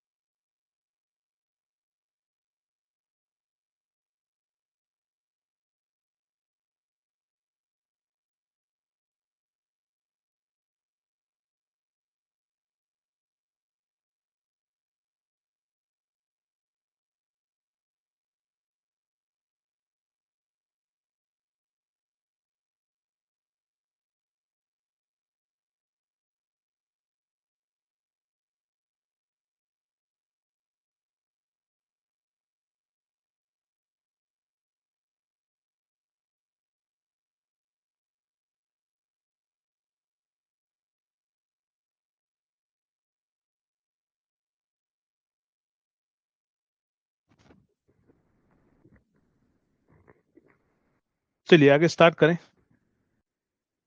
जल्दी से बताओ, तैयार हो आप सभी?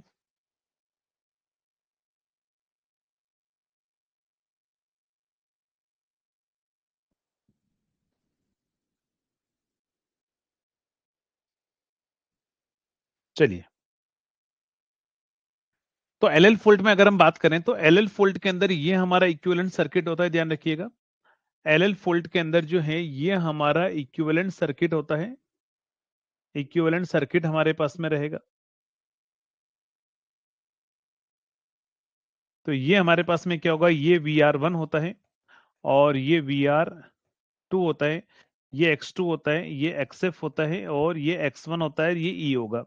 यहां पर ध्यान रखिएगा IR1 is equal to minus IR2 होता है and IR0 current zero sequence current होता ही नहीं है क्योंकि ग्राउंडेड कंडीशन इसमें है नहीं, तो IR0 जीरो होगा हमारे पास में। नेक्स्ट अगर हम बात करें अगले इंपॉर्टेंट पॉइंट पर, तो अगला इंपॉर्टेंट पॉइंट क्या होगा हमारे पास में, यहां पर जो फोल्ड करंट होता है ना, वो √3 टाइम्स ऑफ हमारे पास में मैग्नीट्यूड ऑफ IR1 होता है। जो पॉजिटिव सीक्वेंस करंट है उसका √3 टाइम्स मैग्नीट्यूड होगा। IR1 करंट यहां पर जो फ्लो होगा वो क्या आएगा, IR1 करंट की जो वैल्यू होगी वो होगी E divide by X1 plus X2 plus XF। तो ये तीन फॉर्मूले यहां पर इंपॉर्टेंट होंगे, ध्यान रखना।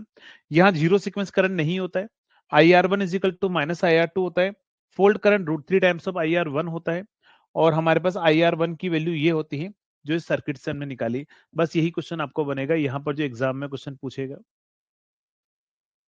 कॉम्बो 2.0 बैच में फोल्ट का लास्ट लेक्चर अपलोडेड नहीं है, नहीं यार ऐसा नहीं होगा, चेक करता हूं मैं एक बार, देखें आप मुझे एक बार व्हाट्सएप पर रिमाइंड करा देना, जब मैं शाम को देखूंगा मैसेज तब मैं आपको रिप्लाई कर दूंगा उसका ना, और अगर नहीं होगा अपलोड तो अपलोड कर देंगे। LLG फोल्ट, LLG फोल्ट का हमारे पास में ये इक्विवेलेंट सर्किट होता है। LLG फोल्ट का इक्विवेलेंट सर्किट जो है ये हमारे पास में होता है, ये हमारे पास में इक्विवेलेंट सर्किट होता है। ये E है, ये है X1, ये होगा X2, ये होगा X0 और ये होगा 3XF, ये होगा VR0, ये होगा VR2 और ये आएगा VR1। तो यहां पर ध्यान रखिएगा, यहां पर तीनों सीक्वेंस नेटवर्क कहां पर होते हैं, पैरेलल में होते हैं। All three sequence network are in parallel, all three sequence network जो होंगे वो क्या होंगे हमारे पास में, आर इन पैरेलल। तीनों सीक्वेंस नेटवर्क जो है किस में होते हैं, पैरेलल में होते हैं। नेक्स्ट यहां पर VR1 is equal to VR2 is equal to VR0 हमारे पास में होता है। नेक्स्ट यहां पर जो फोल्ड करंट होता है ना, इसमें 3 टाइम्स ऑफ IR0 होता है, ध्यान रखना। यहां पर फोल्ड करंट जो होता है वो 3 टाइम्स ऑफ IR0 हमारे पास में होता है। और यहाँ तीनों सीक्वेंस करंट का summation IR1 plus IR2 plus IR0, तीनों का समीशन कितना होता है बताओ जल्दी से। यहां से IR0 आ रहा होता है, यहां से IR2 आ रहा होता है, यहां से IR1 आ रहा हो, और KCL आपने नाम सुना होगा, किरचॉफ्स करंट लॉ से तीनों वोल्टेज का समीशन क्या होता है, जीरो हमारे पास में होता है ना। क्या आंसर होगा, जीरो हमारे पास में होगा, करेक्ट। नेक्स्ट अगले पर बढ़ते हैं हमारे पास में, अगले पर बढ़ते हैं नेक्स्ट पॉइंट पर। नेक्स्ट पॉइंट हमारे पास में क्या होगा, अगर ये एक अल्टरनेटर है, इसके टर्मिनल पर SLG फोल्ट आए या फिर SLG फोल्ट आए या फिर थ्री फेज फोल्ट आए, तो ये हमारे पास में जो नेटवर्क होगा ना सॉलिडली ग्राउंडेड है, तो फोल्ट करंट किसके अंदर, ध्यान रखना, SLG फोल्ट के अंदर, SLG फोल्ट के अंदर जो होता है वो 3/2 मतलब 1.5 टाइम्स ऑफ फोल्ट करंट किसके अंदर, थ्री फेज का 1.5 टाइम्स ऑफ फोल्ट करंट हमारे पास में फ्लो होता है। अगर यही अल्टरनेटर हमारे पास में रिएक्टेंस ग्राउंडेड है एक्सन के साथ में, रिएक्टेंस ग्राउंडेड है और फोल्ट यहां पर आ रहा है, तो फोल्ट करंट जो होगा हमारे पास में किसके अंदर, ध्यान रखना, अगर IF हमारे पास में SLG के अंदर, SLG फोल्ट एंड IF किसके अंदर, थ्री फेज फोल्ट, अगर दोनों ही बराबर हो तब उस टाइम पर एक्सन की वैल्यू होती 1/3 Xg1 माइनस Xg0। तो ये रिलेशन आपको डायरेक्टली पूछता है एग्जाम के अंदर कि अल्टरनेटर जब रिएक्टेंस ग्राउंडेड है और दोनों फोल्ड करंट इक्वल है, कौन सा ध्यान रखना, single line to ground fault and three phase fault के फोल्ड करंट इक्वल है, तो एक्सएन की वैल्यू कितनी होगी, तो ये एक्सएन की वैल्यू हमारे पास में होगी एक्जी1 माइनस एक्जी नॉट हमारे पास में रहेगा, क्या रहेगा, एक्जी1 माइनस एक्जी नॉट हमारे पास में रहेगा। नेक्स्ट ध्यान रखिएगा, अगर मैं बात करूं थ्री फेज फोल्ड के बारे में, थ्री फेज फोल्ड में जो फोल्ड करंट होता है ना, ध्यान रखना, थ्री फेज फोल्ड का जो फोल्ड करंट होता है only positive sequence current flow होता है ना, थ्री फेज फोल्ड में ध्यान रखना क्या होगा, only positive sequence current will flow, positive sequence current will flow.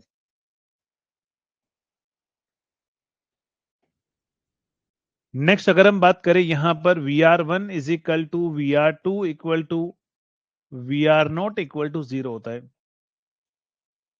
यहाँ तीनों सीक्वेंस वोल्टेज जीरो होते हैं, क्या होता है हमारे पास में, ध्यान रखिएगा, तीनों सीक्वेंस वोल्टेज जो है वो हमारे पास में जीरो होते हैं, तो यहां पर लिख दीजिएगा all three sequence voltage are zero, all three sequence voltage are zero. चलिए तीनों सीक्वेंस वोल्टेज जो है वो हमारे पास में क्या होंगे, जीरो हमारे पास में रहेंगे, क्या रहेंगे, जीरो हमारे पास में होंगे। तो ये पॉइंट आपको क्या करने हैं, ये सारे पॉइंट आपको याद रहेंगे, जल्दी से बताओ, और अगर ये सारे पॉइंट याद रहेंगे तो यहां तक हमारे पास में क्या है, यहां तक हमारे पास में क्या है, तो यहां तक हमारे पास में फोल्ट एनालिसिस पूरा कंप्लीट है, क्या है, फोल्ट एनालिसिस कंप्लीट है। नेक्स्ट लोड फ्लो में से कुछ चीजें पूछ लेता है, लोड फ्लो में से, लोड फ्लो स्टडी में से अगर हम बात करें, लोड फ्लो स्टडी के अंदर में से, तो लोड फ्लो स्टडी में क्या होगा, ध्यान रखना, टाइप्स ऑफ बसेस के बारे में पूछेगा, पहला क्वेश्चन किसके बारे में पूछेगा, टाइप्स ऑफ बसेस के अंदर, टाइप ऑफ बसेस,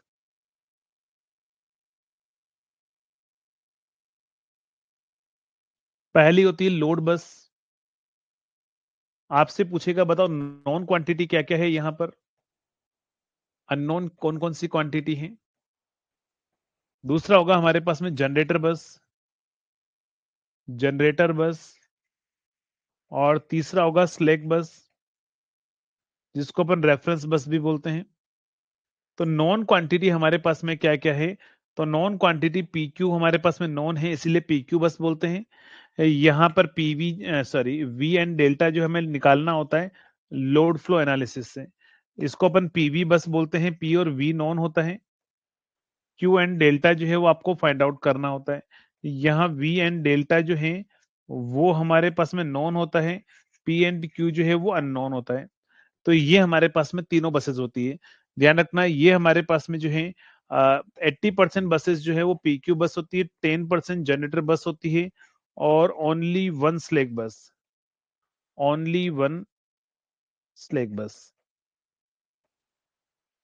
तो सिर्फ एक ही स्लेक बस हमारे पास में होती है, क्या होती है हमारे पास में, सिर्फ एक ही हमारे पास में स्लेक बस होगी, क्या होगा, ओनली वन स्लेक बस हमारे पास में रहेगी, ओनली वन स्लेक बस हमारे पास में होगी, ओनली वन स्लेक बस हमारे पास में होगी, है ना। चलिए नेक्स्ट, तो ये आपके पास में बसेस के बारे में आपको पता होना चाहिए, ध्यान रखना हर एक बस पर टोटल मिलाकर फोर क्वांटिटी एसोसिएट होती है, ईच बस पर फोर क्वांटिटी एसोसिएट होगी, इनमें से क्या होगा, चार क्वांटिटी कौन कौन सी हैं, P, Q और magnitude of V and delta, ये चार क्वांटिटी हमारे पास में एसोसिएट होती हैं, जिनमें से टू नॉन होती हैं, दो नॉन होती हैं, और टू अननोन होती है हमारे पास में, टू क्या होती है, अननोन हमारे पास में होती है, क्या होती है, अननोन हमारे पास में होती है, अननोन, अननोन हमारे पास में होती है।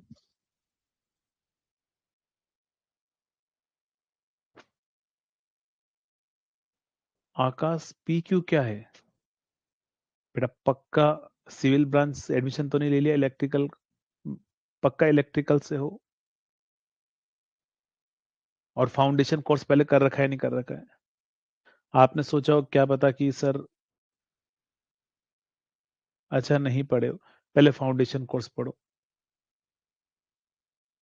फाउंडेशन कोर्स पढ़ो, बिना फाउंडेशन पढ़े फास्ट ट्रैक में तो आना ही नहीं है, फास्ट ट्रैक में आओगे तो इलेक्ट्रिकल इंजीनियरिंग से विश्वास उठ जाएगा कि अच्छा इलेक्ट्रिकल इंजीनियरिंग में तैयारी भी नहीं करनी है, ऐसा मन करेगा फास्ट ट्रैक कोर्स के अंदर, है ना।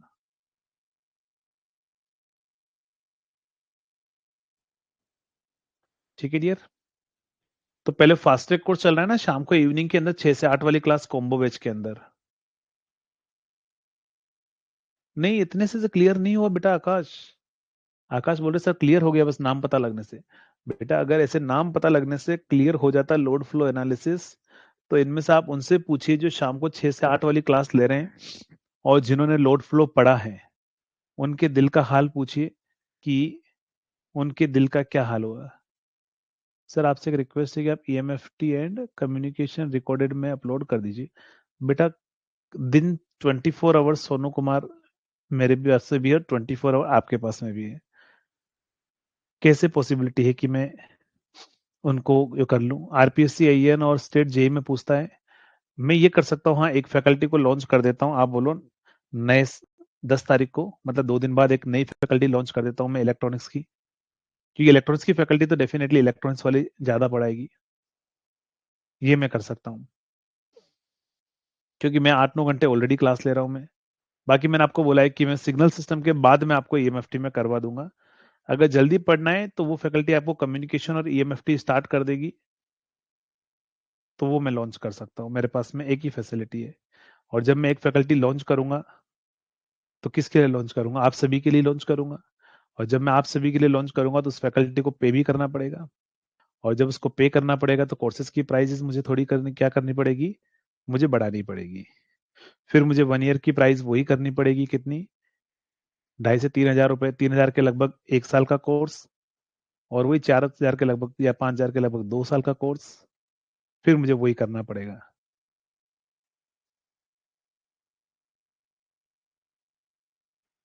हाँ फिर पैसे तो डबल होगा, डेफिनेटली होगा यार। कॉस्ट फैकल्टी को मैं कहाँ से दूंगा। अभी इतना ही पैसा आता है जितने की हमारा खर्चा वर्चा चल जाए, स्टूडियो कॉस्ट निकल जाए, नॉन टेक की फैकल्टी को पे कर दूं मैं, ये आता है। तो फिर क्या करना होगा, फिर तो दूसरी फैकल्टी के लिए तो मुझे कॉस्ट बढ़ानी पड़ेगी। तो वो मैं काम कर सकता हूँ जो मेरे हाथ में है। अदरवाइज मैं सिग्नल सिस्टम के बारे में मैं पढ़ा सकता हूँ। अच्छा लोड फ्लो मजा आ गया, चलिए वेरी गुड। बाकी देखो इसके अलावा जो लोड फ्लो हमने पढ़ा है ना, जो नंबर ऑफ बसेस निकालने वाला, ठीक है, एक फॉर्मूला और निकाल देता हूं मैं आपको यहीं पर। यहाँ पर नंबर ऑफ ट्रांसमिशन लाइन निकालने वाला फॉर्मूला, क्या पता पूछ ले एसएससी में। तो number of transmission line, number of transmission line का फॉर्मूला होता है 1 - x इंटू n² - n/2। ये नंबर ऑफ ट्रांसमिशन लाइन का एक फॉर्मूला है जो आपको याद रखना पड़ेगा। नहीं कम्युनिकेशन हम यही पढ़ेंगे, मैं आपको पढ़ाऊंगा, टेंशन मत लो। कम्युनिकेशन अरे मैंने सब पढ़ा हुआ है, मुझे सब आता है। मैंने अपने टाइम पर ईएससी में सब कुछ आता है ना, तो मैंने अपनी जो ईएससी की प्रिपरेशन की थी तो मैंने सारे सब्जेक्ट पढ़े, कम्युनिकेशन हो, ईएमएफटी हो। इवन ईएमएफटी में भी wave propagation, light transmission line, वो भी पढ़ा सकता हूँ मैं आपको। तो सब पढ़ेंगे, टेंशन मतलब सब पढ़ाया जाएगा। लेकिन धीरे धीरे रे मना धीरे सब कुछ होता है। जो 6 महीने में आपको बोलता हूँ ना कि 6 महीने, हाँ हो सकता है पिछली बार वालों का थोड़ा सा, जिन्होंने पहले लिया होगा तो उनका बचा होगा, तो ये भी हो ही जाएगा बहुत जल्दी, टेंशन मतलब इस आने वाले महीने में। तो एक फैकल्टी को लॉन्च कर दिया जाएगा, क्या बोलते हो। आपको रिक्वायरमेंट हो तो लॉन्च कर सकते हैं, क्योंकि हमने इलेक्ट्रॉनिक्स का बेच भी लॉन्च किया है। तो इलेक्ट्रॉनिक्स के बेच में पढ़ाने के लिए वो फैकल्टी इलेक्ट्रॉनिक्स को भी पढ़ा देगी और आपका भी काम हो जाएगा।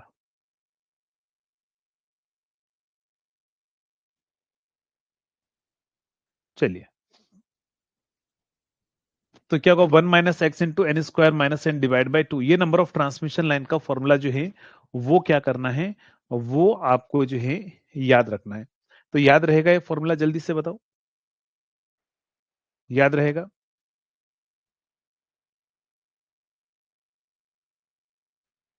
30 दिनों में इंग्लिश बोलना सीखिए, कौन सिखा रहा है।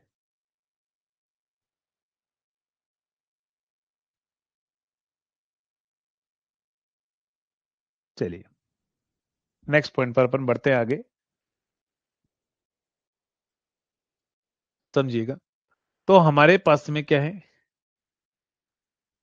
ये लोड फ्लो हो गया, ठीक है। ये स्टेबिलिटी, स्टेबिलिटी आपसे पूछेगा नहीं, ठीक है। बाकी तो सब कुछ कंप्लीट ही है। जो आपको एसएससी में पूछेगा तो वो तो सारा ही सिलेबस कंप्लीट है। कोई बचा हुआ तो आप बता दो जल्दी से। नहीं तो अच्छा, फोल्ड ये बताओ, इंसुलेटर कोई बोल रहे थे, इंसुलेटर बचा हुआ है क्या? इंसुलेटर बचा हुआ है क्या? इंसुलेटर ईएससी क्रैक किया है बेटा, मैंने फाइनल स्टेज तक नहीं गया हूं मैं। हमारे टाइम पर दो होते थे, प्री मेंस और इंटरव्यू। तो मैं मेंस में बाहर हो गया था, इंटरव्यू तक भी नहीं गया मैं। अगर मैं पागल पागल हो गया, मैं ईएससी निकाल चुका होता तो मैं क्यों आता छोड़ के ईएससी। मैंने उसी टाइम दिया था बस 2014 के अंदर। फिर मैंने 15 से पढ़ाना शुरू कर दिया था। फिर उसके बाद में मुझे टाइम ही नहीं मिला एग्जाम देने का। कंप्लीट हो गया। चलो, तो अगर हम बात करें इसके अंदर, तो हमारे पास में क्या है, यहां तक हमारा पावर सिस्टम जो है वो कंप्लीट है। अकॉर्डिंग टू प्लानर कल से हम स्टार्ट करेंगे। अब दे दीजिए, अब नहीं देना यार, ईएससी नहीं देना अब वो नहीं रहा ना, मन नहीं करेगा ईएससी का। चलिए, आप दीजिए अब यार, आप नौकरी लगी है, हमारा तो हो गया बस। आप नौकरी वोकरी करो आराम से। चलो, तो कल से हम मिलेंगे मेजरमेंट के अंदर। तब तक के लिए थैंक यू सो मच।